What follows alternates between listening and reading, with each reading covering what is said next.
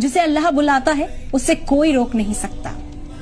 کبھی کبھی انسان صرف ایک خواہش لے کر چلتا ہے اور اللہ اس خواہش کو منزل بنا دیتا ہے۔ کہتے ہیں نا کہ جو ہمارے نصیب میں ہوتا ہے وہ ہزاروں رکاوٹوں سے کچھ دیر کے لیے ٹل تو سکتا ہے لیکن آخر میں وہ ہمیں مل ہی جاتا ہے۔ اسی کی ایک جیتی جاگتی مثال سامنے آئی لیبیا سے۔ عامر المہدی منصور الغدافی جو حج کے لیے نکلے تھے لیکن ان کا نام غدافی ان کے راستے کی دیوار بن گیا۔ ایئرپورٹ پر انہیں روک لیا گیا۔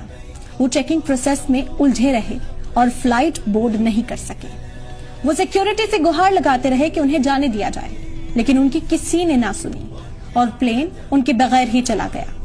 ان کا دل ٹوٹا، آنکھیں بھیگ گئی لیکن یقین باقی تھا۔ پھر اللہ نے وہ کر دکھایا جسے لوگ کرشمہ کہہ رہے ہیں۔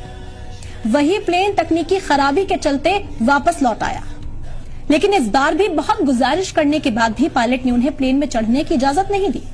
پلین پھر ان کے بغیر اڑا اور دوسری بار بھی اسی تکنیکی خرابی کے چلتے پھر اس پلین کو لوٹنا پڑا۔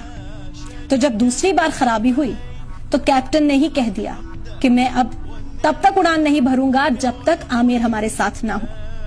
یہی ہوتا ہے نصیب، جب اللہ کچھ لکھ دیتا ہے تو پوری کائنات اسے پورا کرنے میں لگ جاتی ہے۔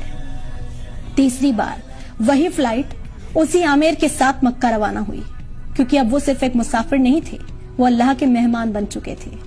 عامر نے بس اتنا کہا، اگر حج میرے مقدر میں لکھا ہے تو کوئی طاقت مجھے روک نہیں سکتی۔